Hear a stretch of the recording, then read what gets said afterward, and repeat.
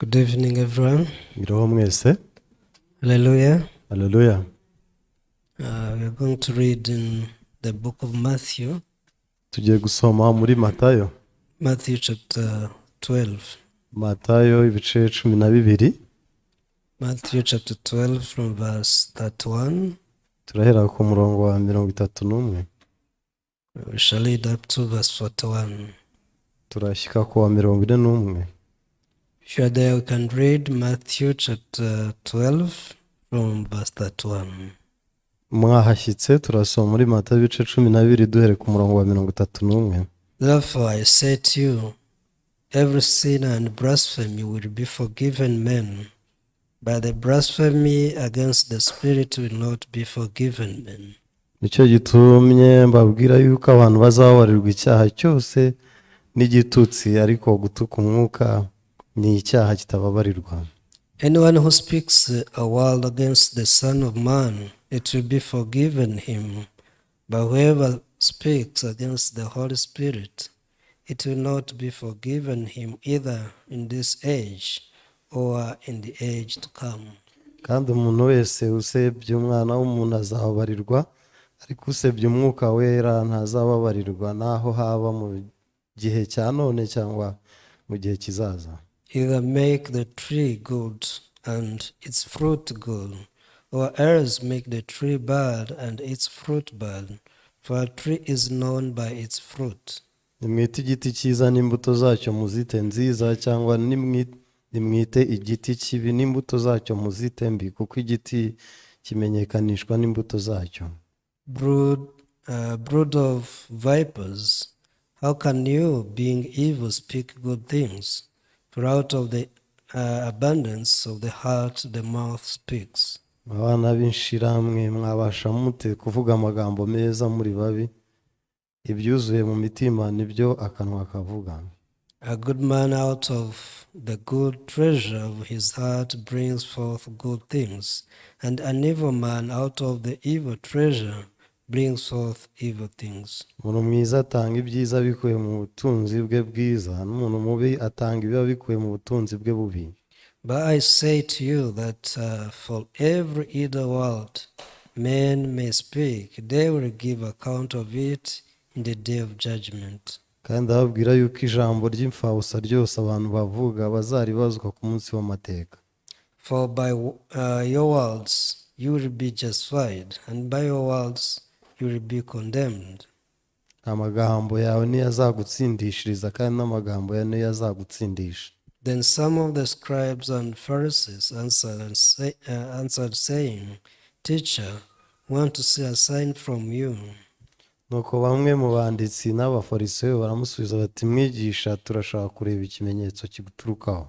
But he answered and said to them, An evil and adulterous generation seeks after a sign, and no sign will be given to it except the sign of the prophet Jonah.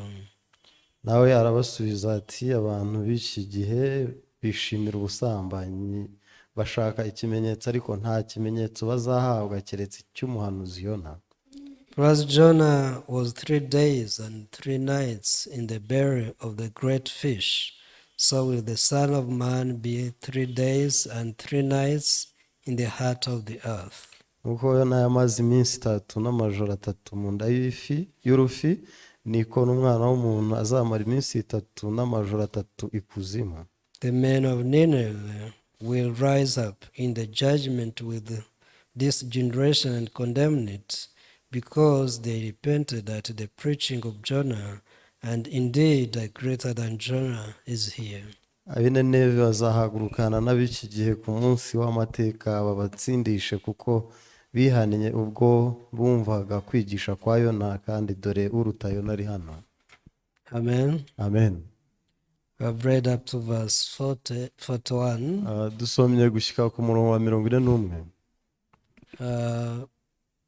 When you read John chapter 5, Jesus spoke something which is very important. Iyo usomye muri Yohana ibice bitanu hari ikintu Yesu yavuze kandi cy'ingenzi.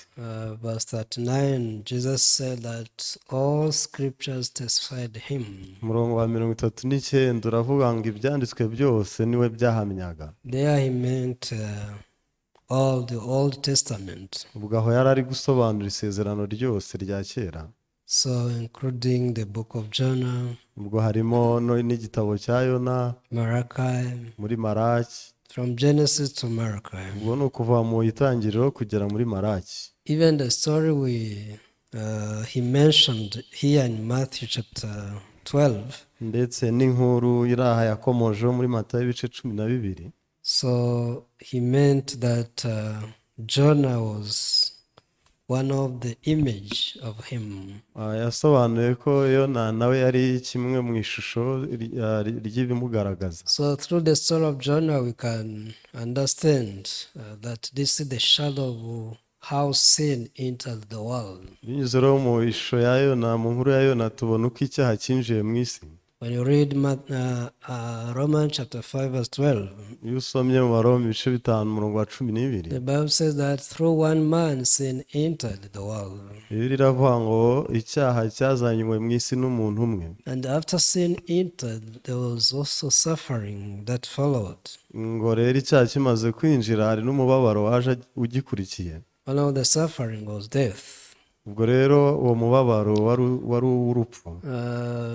It is written also in 1 Corinthians chapter 15 that sin is the sting of death. Byanditswe kandi no mu Bakorinto ba mbere ibice 15 havuga ngo icyaha ni urubori rw'urupfu. In other words, when people have sin, they have death. Mu yandi magambo, igihe abantu bacumuraga ubwo bari bafite icyaha. But in this story of Jonah, we can see that not only sin, not only suffering, but also God wanted to demonstrate how sin was solved. Ariko bitari muri iyi nkuru ya Yona bitari ukukomoza ku cyaha, ubwo hariho n'ukuntu cyabonewe igisubizo. What is sin? Cyaha ni iki bundi? When you read the Bible, you can see that sin is disobedience. Iyo usoma Bibiliya ubona isobanura ngo icyaha ni ukutumvira. Especially in Romans chapter 11. By'umwihariko nko mu Baroma ibice 11. You can read one verse here. Dushobora kuhasoma umurongo umwe. The book of Romans. Abaroma. Romans chapter 11. Abaroma ibice 11. Verse 32. Umurongo wa 32. The Bible here says, "For God has committed them all to disobedience, that he might have mercy on all." Bibiliya iravuga ngo Imana yabumbiye hamwe abantu bose mu bugome kugira ngo ibone uko ibababarira bose. Yeah, one day Adam disobeyed God. Umunsi umwe rero Adamu yagomye ku Mana. From then on, all people became sinners. Kuva ubwo rero abantu bose babahindutse abanyabyaha. Since then, we could also face the consequences of sin. Guhera ubwo rero n'ingaruka z'ibyaha ziba ziratwugarije. When you see how people struggle with sin, iyo ureba uko abantu bahangana n'icyaha, it is very disappointing. Ni ibintu bitenguha cyane. In Jonah chapter 1, you can see that this story starts with the word of God. Iyi nkuru rero ubona itangirana n'ijambo ry'Imana. So Jonah was told to go to Nineveh. Yona yabwiwe kujya i Nineve. But he refused. Arabyanga. In other words, he disobeyed God. Mu magambo yandi twavuga ko yagomye ku Mana. So as Adam disobeyed God, also Jonah disobeyed God. Adamu yagomye ku Mana, dore na Yona nawe yagomye ku Mana. And from that time, Jonah left to Tarshish. Guhera ubwo rero Yona yigira i Tarushishi. But as soon as he entered in the boat or ship, troubles came to all men. Ariko akijya mu bwato amage abagwiriye abantu bose. So what should we learn from this story? Nko muri iyi nkuru twigiremo iki? In Romans chapter 5 verse 12, as I said, the Bible says that sin entered the world. nk'uko nabikomoje mu Baroma ibice 5 umurongo wa 12 biravuga ngo icyaha cyinjiye mu isi. But when you read verse 18, Iyo usomye umurongo wa 18 the Bible says that through one man we became people to be condemned. haravuga umurongo wa 18 ngo binyuze mu bantu ku muntu umwe twese twaciriweho iteka. We can read this verse in Romans chapter 5 verse 18. Reka naho tuhasome mu Baroma ibice 5 umurongo wa 18. Therefore, as through one man's offense judgment came to all men, resulting in condemnation, even so through one man's righteous act, the free gift came to all men, resulting in justification of life. Nuko rero ubwo igicumuro cy'umuntu umwe cyateka abantu bose bacirwaho iteka, nako icyo gukiranuka cyakozwe n'umuntu umwe cyahesheje abantu bose gutsindishirizwa bagahabwa ubugingo. Yeah, this is what the Bible says. Ibi nibyo Bibiliya ivuga. Many people, they struggle to solve the sin problem. Abantu benshi rero bajya bahatana ngo bakemure ikibazo cy'icyaha. As soon as we are born, kuva twavuka, when we come to our mind, we start to see ourselves sinning. dutangiye gutekereza twibonye ducumura. So we don't want to sin actually. Mu by'ukuri ntabyo tuba dushaka. That's why we try our best not to sin. Ni nayo mpamvu dukora iyo bwabaga umuntu adacumura. But the more people try not to sin, the more they sin. Ariko uko abantu bagerageza kudacumura ahubwo bacumura kuruta uko bahoze. And time comes and you start to ask yourself, what's wrong with me? Igihe rero cyarageze buri wese aribaza ngo ese niki kitagenda kuri cye. I don't want to come to sin, but I come to sin. Nubwo nashaka gucumura ndabona ari byo nkora. So this is what Jesus was talking about. Ni nicyo rero Yesu yari ari kugarukaho. If you call a tree bad tree, also its fruits, you should call them bad fruits. Ati igiti nukita kibi n'imbuto zacyo zite mbi. But if you call a tree a good tree, ariko igiti nukita cyiza, their fruits also must be good. Ubwo n'imbuto zacyo zigombe ziba ari nziza. But we see ourselves committing sins even though we don't want. None tubona dukora ibyaha nubwo tuba tutabishaka. So what does that mean? Ubwo aho birasobanura iki? Last week I was with our English students. Mu cyumweru gishize nari kumwe n'abanyeshuri bacu. Sometimes when we preach the gospel, there's a time we share our testimony how we received salvation. Iyo tubwiriza ubutumwa bwiza araho tugera tugasangiza abantu ubuhamya bw'uko twakiriye agakiza. But when people don't know exactly what is sin, they get confused. Ariko burya iyo umuntu ataramenya icyaha nyirizina icyo ari cyo, ibyo uvuga biramucanganyikisha. So how can you say that you are now holy? Bakabaza bati none se nguru wera gute? Do you mean that you no longer commit sin? Uri gusobanura ko utagicumura? So when people ask this question, immediately you catch that they don't know what is sin. Umuntu yakibaza iki kibazo uhita wihuta kumva ko ataramenya n'icyaha icyo ari cyo. Yes, the Bible says that a child of God cannot sin. Biravuga ngo umwana w'Imana ntakora icyaha. Which means I don't sin. Mu magambo yandi ubwo nta n'icyanjya nkora.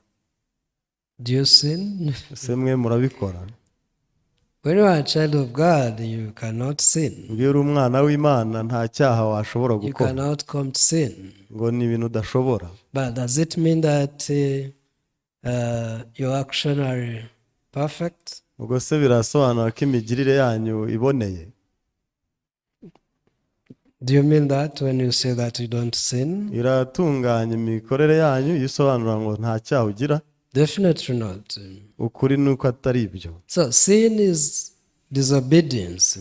Icyaha rero ni ukutumvira. In Jeremiah chapter 2 verse 13. Muri Yeremiya ibice 2 umurongo wa 13. So here the Bible defined two sins of men. Bibiliya isobanura ibyaha bibiri by'umuntu. Jeremiah chapter 2 verse 13. Yeremiya ibice 2 umurongo wa 13. So I promised you to come back to this topic of sin. Abo nabasezeranije kuzagaruka kuri iyi ngingo y'icyaha. So the Bible here says, For my people have committed two evils. They have forsaken me, the fountain of living waters, and hid themselves cisterns, broken cisterns that can hold no water. aha biravuga ngo kuko abantu banjye bakoze ibyaha bibiri baranyimuye kandi ari njye soko y'amazi y'ubugingo kandi bikorogoshoreye ibitega mu rutare ndetse n'ibitega bitobotse bitabasha gukomeza amazi. So when you see here, you can see that it's not about committing sins, but we are the people who left God. aha rero itubona ko ikibazo atari ugukora ibyaha nk'uko ubizi ahubwo turi abantu bataye Imana. Because the Bible says there are only two evils in the eyes of God. Bibiliya iravuga mu maso y'Imana hari ibyaha bibiri gusa. For you, when you talk about committing sins, it's like breaking the law. wowe rero icyo wita gukora ibyaha ubwo uvuga kwica itegeko. In the Bible, laws are 6:13. muri Bibiliya amategeko agaragaramo ni 613, which means there are 613 sins. ubwo rero tubara ibyaha 613.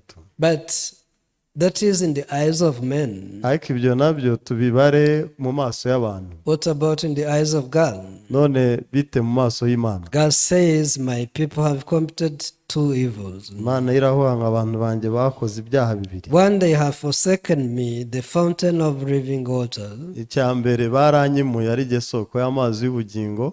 Everyone, all of us, we are born sinners. rero twese twavutse turi abanyabyaha. We don't become sinners when you come to sins. ntabwo tugizwebo nuko ducumuye.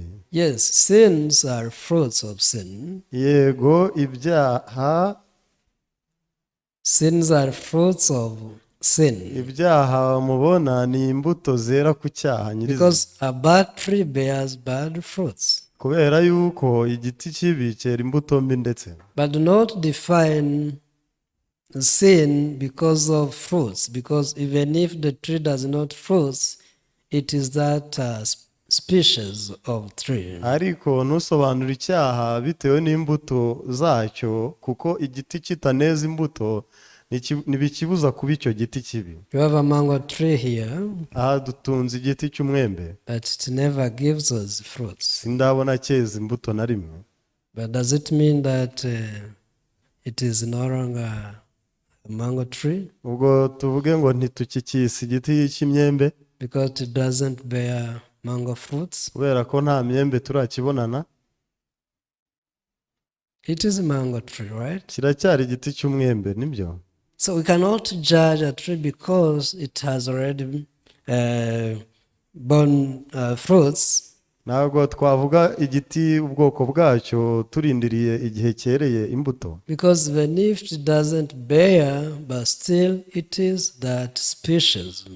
kubera ko naho kitakwera imbuto kizaguma ari ubwo bwoko bw'icyo giti. So sometimes we see ourselves committing sins, the other time we don't see our sins. hari igihe twibona dukora ibyaha hari n'igihe tubona ntabyo dukora. So if you have ever seen any iniquity of yours, it means you are a bad tree.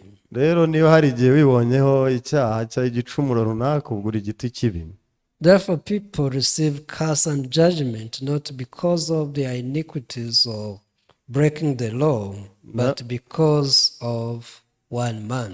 ni nayo mpamvu abantu bagerwaho n'umuvumo n'ibibazo bindi atari ibyaha bakoze ubwo kubera uwo bakomokaho. That man is Adam. uwo ni we Adamu.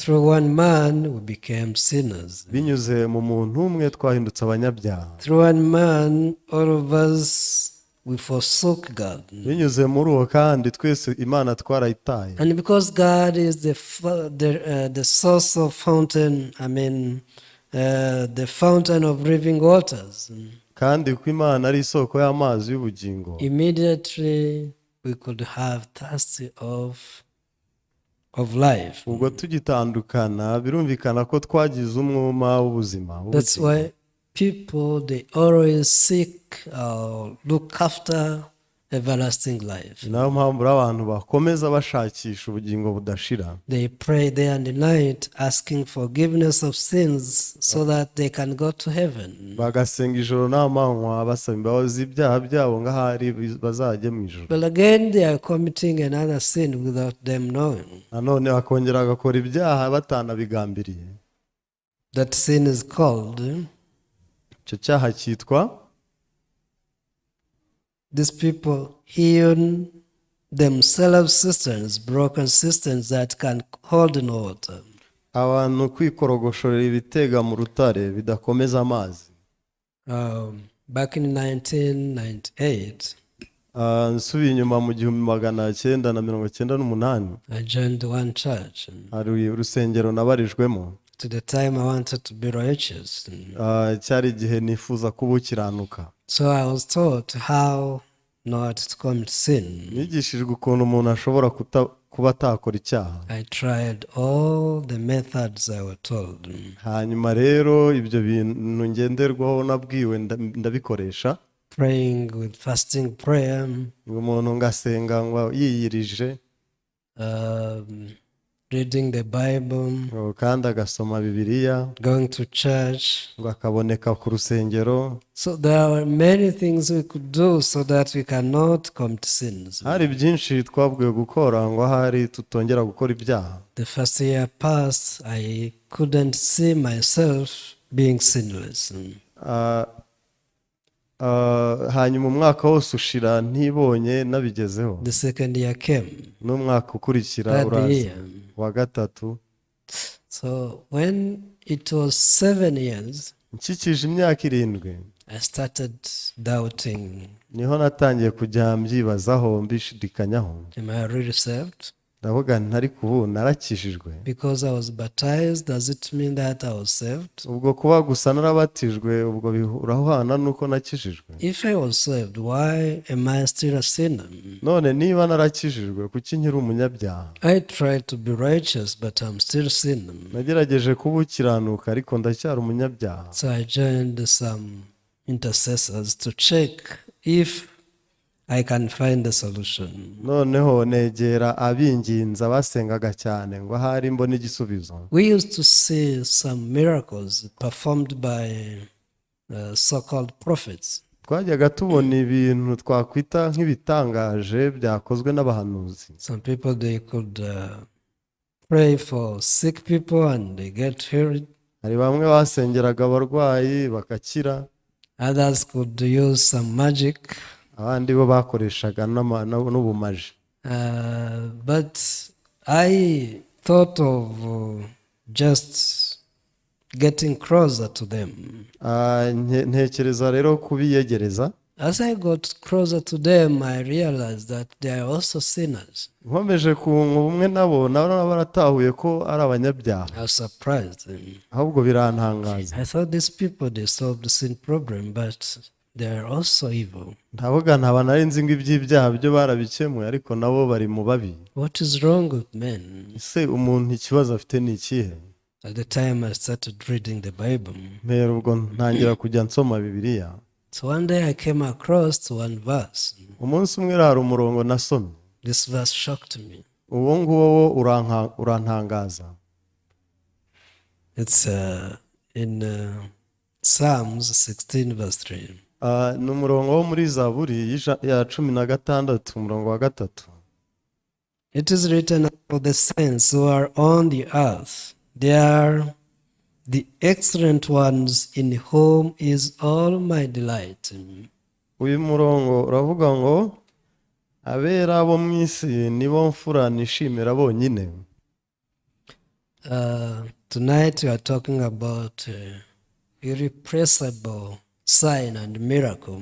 umugoroba turi kugaruka ku ngingo ivuga ngo ibimenyetso bidasimburwa ndetse n'ibitangaza bidahinduka. So people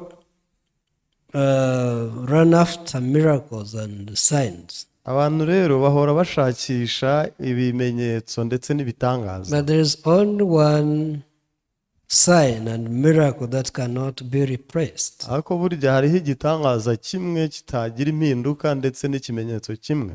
So here the Bible says that the saints who are on the earth. aha rero biri kuvuga ngo hari abera babarizwa mu isi. So I was surprised. Rero byarantangaje. On this earth we have saints. ahubwo se muri iyi si turabafite abera. I was curious to find them. ngira amatsiko yo kuzababona. I tried to look around if I can find any. nkajya ntembera ahari ndeka ndeko nzahura n'uwera. That was 2006. ubwo ni muri 2006. That for about 5 years I didn't see any. gusa mu gihe cy'imyaka 4 hafi 5 nta wera nahuye nawe. But one day, munsi umwe ariko, it was in 2010, hari mu 2010, I met two young men. mpura n'abantu b'abasore babiri. They dared to tell me that they are righteous, they are holy. bo barambwira bati ariko twe turabakiranutsi turabera. It was my first time to see people saying they are saints. iyo yari inshuro ya mbere numvise umuntu abyatura ngo we ni umukiranutsi. 2010. muri 2010. You can imagine where I was. ubwo aho nari mwanahibwira. I don't know about you. wowe ntabwo ibyawe mbizi wenda. These days many people they dare to say so. uretse ko muri iyi minsi ho benshi basigaye babivuga. But back in our time, that time, there were not many people who could say so. ariko dusubiye muri ibyo bihe navuzeho ntabwo najyaga mbyumvana. Because for about 4 to 5 years, I was asking even church leaders. kubera ko mu gihe cy'imyaka 4 cyangwa 5 najyaga nkabaza n'abayobora amatorero. They could laugh at me. ahubwo mbajije agaseka. How can you say that on this earth there are saints? kambaza ati se muri iyi si ubwo uwo wera ubaza ari he? Who is sent? uwera yava he? They didn't know. nabo ntibari babizi. But one day I met guys who say they are saints. umunsi umwe rero mpura n'abasore bambwira ngo bo ni abakiranutsi. I was curious to know how they became saints. ngira amatsiko nimwe mwahindutse bo mute? Anyway, I didn't accept their testimony uretse ko n'ubuhamya bampaye icyo gihe ntanabwemeye. until I received the grace from God to receive the Holy Spirit testimony. kugeza aho nakiriye ubuntu bw'Imana nkakira guhamya k'Umwuka Wera. So when you read the story of Jonah, iyo rero usomye inkuru ya Yona, as soon as he entered the ship got troubles. igihe yari akinjira mu nkuge yahise igira ibibazo. So all people who were in the ship were struggling. abantu bari mu nkuge bose bahita batangira guhatana. They tried to cast everything into the sea. maze bafata ibyari mu bwato babinaga mu nyanja. They tried to pray to their gods. batangira buri umwe gusenga Imana ye. But nothing worked out. yagira igishoboka. Until they casted Jonah into the sea. kugera aho ari Yona bajugunye mu mazi. So this story is our story. iyi nkuru rero ni imwe n'inkuru yacu. We struggled with sin. natwe twahanganye n'icyaha. When sin entered the world, all of us became sinners. igihe icyaha cyinjiraga mu isi twese twahindutse abanyabyaha. So from that time, nobody could dare to say that he is saint or he is righteous.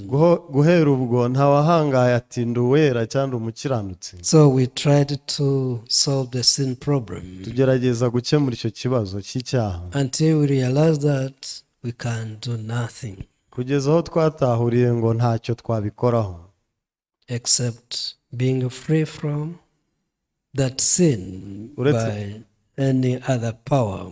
uretse kuba twabohorwa icyo cyaha n'imbaraga zindi. So when we read Romans chapter 4, rero iyo usomye mu Waroma ibice 4, verse 5 says, but to him who does not work. umurongo wa 5 uravuga ngo ariko rero udakora. Who does not work? udakora.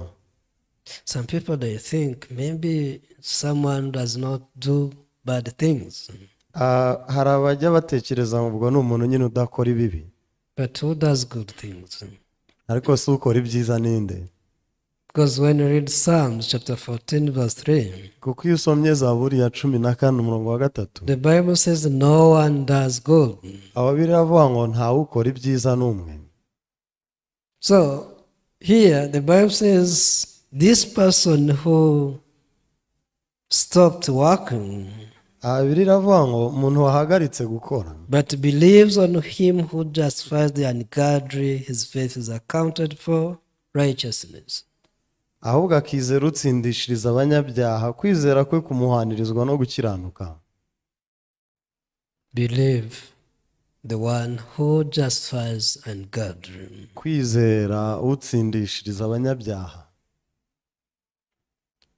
When you come to realize the secret, that's when you can be part of the sense of the world on the earth. Iyo rero utahuye iby'iri banga niho uba umwe mu bera bo muri iyi si. Why did Jesus said that there's no other sign apart from the sign of John? Ese kuki Yesu yavuze ngo nta kindi kimenyetso muzabona uretse ikimenyetso cya Yona? Let's go back in Matthew chapter 12. Kadusubire muri Matayo ibice 12. So from verse 31, the Bible says, therefore I say to you, every sin and blasphemy will be forgiven men, but the blasphemy against the Spirit will not be forgiven men. Murongo wa 31 uravuga ngo nicyo gituma mbabwira yuko abantu bazababarirwa icyaha cyose n'igitutsi, ariko gutuka umwuka wera ni icyaha kitababarirwa. Verse 33, either make the tree good and its fruit good, or else make the tree bad and its fruit bad, for a tree is known by its fruit. Murongo wa 33, nimwite igiti cyiza n'imbuto zacyo muzite nziza, cyangwa nimwite igiti kibi n'imbuto zacyo muzite mbi, kuko igiti kimenyekanishwa n'imbuto zacyo. So the Bible talks about two Adams. Bibiliya rero igivuga aba Adamu babiri. The first Adam and the second Adam. Ivuga Adamu wa mbere na Adamu wa kabiri. First Adam wa mbere brought us sin and condemnation. Yatuzaniye icyaha no kwiciraho iteka. We became bad tree through him. Duhindurwa nawe igiti kibi. That's why we do sin. Ni nayo mpamvu idutera gucumura. That's why our fruits cannot be accepted by God. Ni nayo mpamvu umwero wacu utakwemerwa n'Imana. So do not just think sometimes I commit sins, the other time I do good things. Ntukajye wibwira ngo rimwe nkora ibyaha ngo ariko ubundi ngo nkakora ibyiza. You have to understand what is a sin. Usabwe kubanza kumenya ubundi icyaha ni iki. Sin is just being this bad tree. Icyaha ni ukuba warabaye iki giti kibi gusa. It's not your actions. Ntago ari imigirire mibi yawe. That's why you should understand sin in the eyes of God. Ni nayo mpamvu ufite gusobanukirwa ikiri icyaha mu maso y'Imana. Otherwise you'll be confused again and again. Nibitaba ibyo uzajya uhora bigucanganyikisha. But if you come to understand what is sin, ariko nushika usobanukirwa icyaha icyo ari cyo, you will understand why, even though you don't want to sin, but you always commit sins. Uzanasobanukirwa impamvu utabishaka gucumura ariko ukisanga uracumuye. When the Apostle Paul testified, umunsi umwe intumwa Pawulo itanga ubuhamya. I'm not the one who commits sins, iti ntago ari njye uba mbikora, but sin that dwells in me. ahubwo ni icyaha kimbamo. Amen. Amen. There is sin that dwells in us. Hari icyaha kiba muri jye.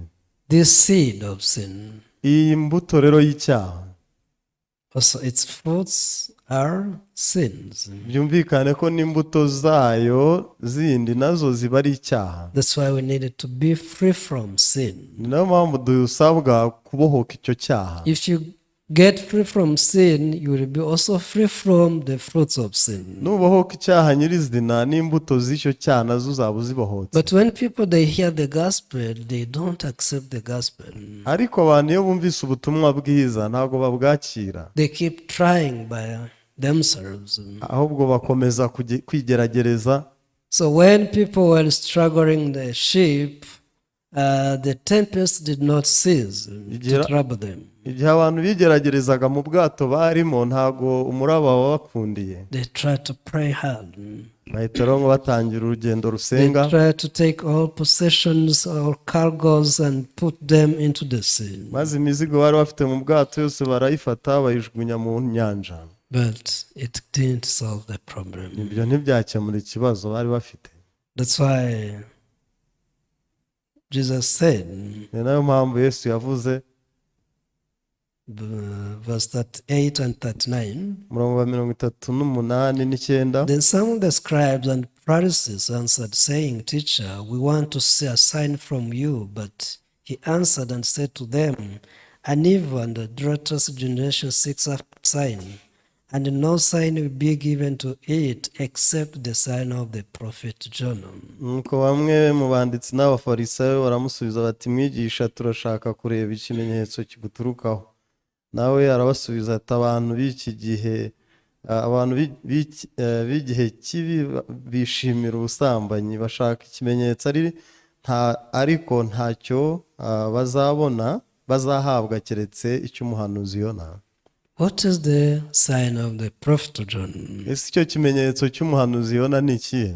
Jesus explained verse 14. umurongo wa 40 Yesu yarabisobanuye. For as Jonah was 3 days and 3 nights in the belly of the great fish, so will the Son of Man be 3 days and 3 nights in the heart of the earth. Nuko Yona yamaze iminsi 3 n'amajoro 3 mu nda y'urufi, niko n'umwana w'umuntu azamara iminsi 3 azamara iminsi 3 n'amajoro 3 ikuzimu. When you read the book of Zechariah, iyo usomye muri Zakariya, there's a promise of God. harimo isezerano ry'Imana. Always God works according to his promise. kandi buri gihe Imana ikorera mu isezerano ryayo. What did God promise in Zechariah? aho Imana muri Zakariya yasezeranije iki? We can read this verse.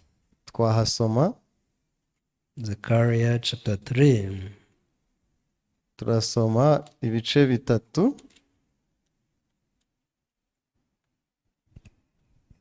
Do you know where Zechariah is?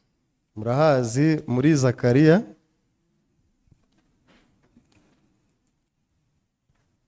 It's near Matthew. ni hafi ya Matayo. Matthew, Malachi, and urahera muri Matayo usubira inyuma muri Maraki, then Zechariah. hanyuma ugere muri Zakariya. So chapter 3 verse 9. ni ibice rero 3 umurongo For wa 9. behold the stone that I have laid before Joshua, upon the stone are 7 eyes. Behold, I will engrave its inscription, says the Lord of hosts, and I will remove the iniquity of that land in one day. dore ibuye nshinze imbere ya Yosuwa, ku ibuye rimwe hari amaso 7, nzarikebaho amabara, ni ko Uwiteka Nyiringabo avuga, kandi gukiranirwa kw'icyo gihugu nzagukuraho umunsi umwe. Yeah. God promised to remove the iniquity of this land. Imana yasezeranije gukuraho gukiranirwa k'ubu bwoko. And when you read the Bible, God used Jesus to solve the sin problem. iyo usomye Bibiliya ubona Imana ko yakoresheje Yesu gukemura ikibazo cy'icyaha. In the book of 1 Corinthians chapter 15, igitabo cy'Abakorinto ba mbere ibice 15, Apostle Paul said that the gospel he preached is about the death of Jesus, the burial of Jesus, and his resurrection. intumwa Paulo yabwirije ko ubutumwa bwiza, yasobanuye ko ubutumwa bwiza abwiriza ari urupfu rwa Yesu, kuguhambwa kwe no kuzuka kwe. Because the first Adam brought condemnation and he brought the judgment. kubera ko Adamu wa mbere yazanye kwiciraho iteka n'urubanza, But the second Adam brought us justification. Adamu wa kabiri we yazanye gutsindishirizwa kwacu. How did he do that? yabikoze ate? So Jesus died because of our sins. Yesu yapfuye ku mpamvu y'ibyaha byacu Because he had to offer himself. kuko yagombaga kwitanga ubwe. In Hebrews chapter 9 verse 26, Abaheburayo ibice 9:26, the Bible says that he removed sin by his sacrifice. Bibiliya iravuga ngo yakujeho ibyaha kwitamba. So God so loved the world, Imana rero yakunze isi cyane, and he gave his only begotten son, maze itanga umwana wayo w'ikinege, because he had promised to remove the iniquity of this land in one day. kuko yari yarasezeranije kuzakuraho gukiranirwa kw'iyi si umunsi umwe. There's a day Jesus said, it is finished. Hari umunsi Yesu yavuze ngo birarangiye. In John chapter 19 verse 30, Ni muri Yohana ibice 19:30. Jesus said, it is finished. Yesu yaravuze ati birarangiye. What was finished? Ese ni ibiki byari birangiye? There's a song I like. Hari indirimbo nkunda. The song speaks about, I don't remember how many days, Ni indirimbo sinzi iby'iminsi igikomozaho, but to say there's a day, there was like worship or praising in heaven. ivuga ngo hari umunsi tuzaririmbira mu ijuru. When Jesus accepted to sacrifice himself, Ngo igihe Yesu yemeraga kwitanga, and that day he came to this world. ariyo munsi yaziye muri iyi si. Do you know that song? Murayizi. But the other day he died, Ngo hari n'umunsi yapfuye, and he rested in ngo the tomb. aruhukira mu mva, And our sins were buried in that tomb. ngo iyo mva ngo niho ibyaha byacu byahambwe. Do you know this song? Indirimbo murayizi. Maybe 375? Ishobora kuba ari iya 375. So, what about your sins? Si ibyaha byawe byo bite? Were also buried in the tomb that day? Nabyo bibarwa mu byahambwe mu mva k'uwo munsi. The burial of Jesus means that we became free from sin. Guhambwa kwa Yesu birasobanura ngo twabohokanye n'icyaha. When we lose our beloved, Iyo tubuze uwo twakundaga, of course he was beloved when he was still alive. ubwo nyine wamukundaga ko yari akiriho. But after passing away, Ariko iyo atabarutse, you have to be free from him or her. burya umubohokaho. What do you do? Ubigenza ute? You should not wait many days. Ntujye umutindana iminsi myinshi, You have to take him or her to Rusororo. ahubwo utekereza uko ari bubashe kugezwa aharuhukira Rusororo. After burying, Nyuma rero yo gushyingura, in Kinyarwanda they say there are days of mourning. mu Kinyarwanda hari icyo bajya bita iminsi y'ikiriyo. Iminsi yo kwirabura murayizi? Ni ibyo kwera no kwirabura. Do you know what it means? Muzi ubundi icyo biba bisobanura? But after those days, Iyo minsi nyuma yayo you cross the morning session. mujya muhagarika ibiri ikiriyo. Which one is kwirabura no kwera? So ese bitandukaniraho ibyo kwirabura no kwera? Anyway, what I mean is that burying someone is just be free from him or her. Gusa icyo nsobanura, umuntu witabye Imana kumushyingura biba bisobanuye ngo umubohotseho. So you get separated Muratandukanye forever. kandi ubwo munatandukanye burundu. You not meet again in this body, in this world. Mw'iyi si tubamo ntimuba mufite kongera kuhabonanira. Even our sins were buried. Nuko n'ibyaha byacu byashyinguwe. But there's strange situation Ariko hari ibihe biteye inkeke where people see their dead ones. Hari ibihe biteye inkeke aho abantu bajya babona ngo ababo bapfuye ngo bakabona They are called ghosts. bakabona ngo bagarutse kubasura. When you see them, you get very afraid. Iyo ubonye ibintu nk'ibyo ugira ubwoba bwinshi. Sometimes you shout. Hari n'igihe ujya uvuza induru. Have you ever had dreams seeing your like grandma or grandpa? Se wigeze ugira nk'inzozi ukabona wasuwe na sogokuru yagarutse? My grandfather passed away in 1988. Sogokuru wanjye yatabarutse mu 1998. I was 4 years. Nari mfite imyaka icyo gihe. So if I see him today walking on the road, nk'ubu nkubitanye nawe arimo aratembera mu muhanda, what can I say? murumva nabanza kuvuga iki? I can run away from him. Naba ari we mpunga nkiruka. What about you? Can you go and hug? Ubonye sogokuru wawe wahita umuhobera? So even sins, it's same. N'ibyaha ni nk'uko. The Bible says they buried them in the body of Jesus. Birivuga ko byahambwe mu mubiri wa Yesu. Apostle Peter said this in 1 Peter chapter 2 verse 24. Muri Petero wa mbere ibice 2:24. He bore our sins in his body. Biriravuga ngo yakira ibyaha byacu mu mubiri we. And he was buried with our sins. Ngo hambanwa nabyo mwumva. That's why the singer, the composer said, there is a day he rested in the tomb and my sins were buried in that grave. Niyo mpamvu uwo muririmbyi yanaririmbye ngo habaye umunsi aruhukira mu mva n'ibyaha byanjye byari kumwe nawe. Hallelujah. Hallelujah. My sins were buried. Nuko ibyaha byanjye byahambwe.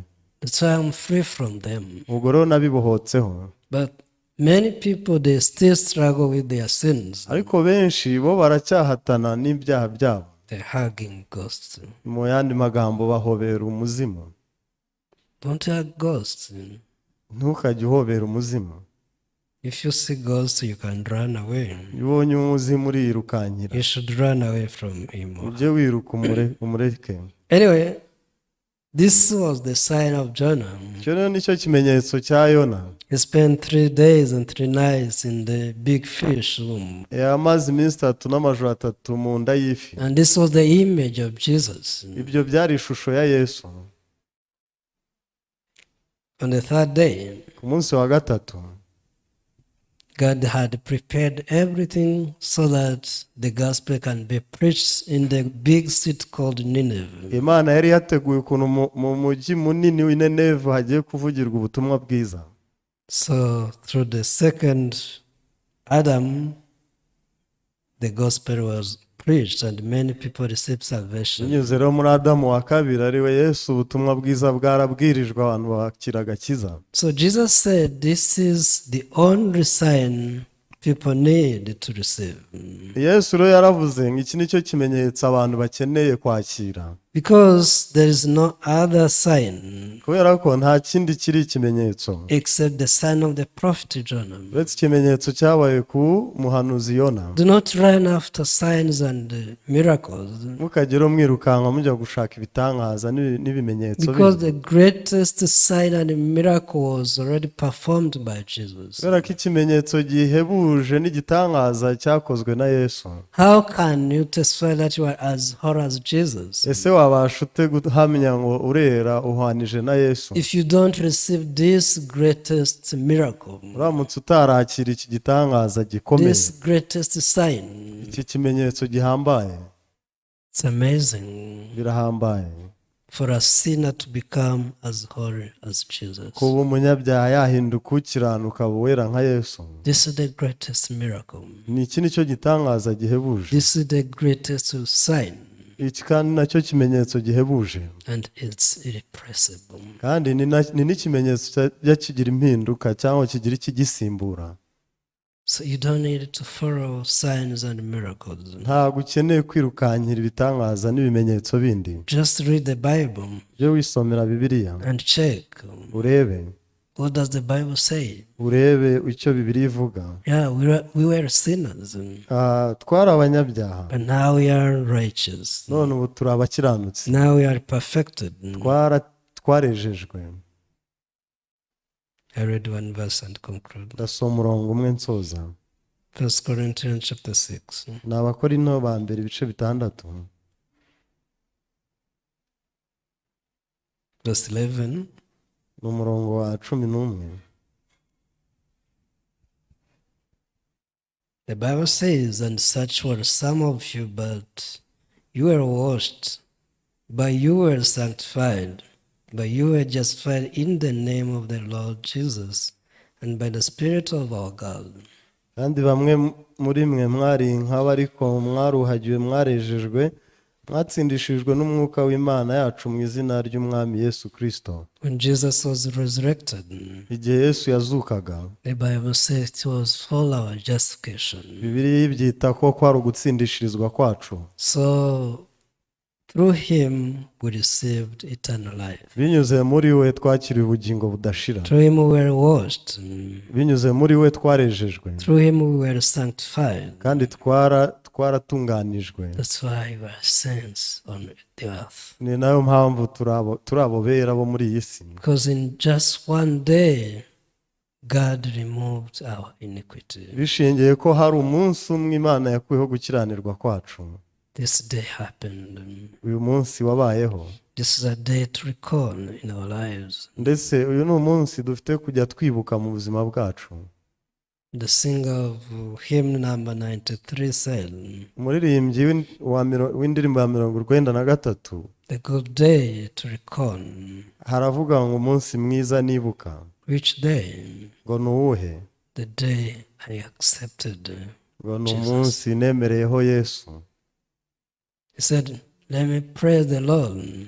Arakomeza ati, nzahora mvuga Umukiza who sanctified my sin. wankijije ibyaha byanjye. Amen. Amen. Do you know that song? Niyo murayizi? So I hope you don't just sing the songs, but you meditate about them. Kaniringire ko mutazajya mupfa kuririmba gusa, ahubwo mujye mwiyumvira n'ibyo muririmba. And also check if they are matching with the Bible. Maze kandi munagenzure n'ibyo muririmba bihuza n'ibyo Bibiliya ivuga. There's only one irreplaceable sign. Hariho ikimenyetso kimwe gusa kitajya gisimburwa. That is the sign of Jonah. Ni ikimenyetso cyabaye kuri Yona. That is the miracle we receive and become holy. Ni igitangaza twakiriye tukagirwa bera. Amen. Amen. I'll speak up to you. Ndasubikira hano. Can I have 1 minute?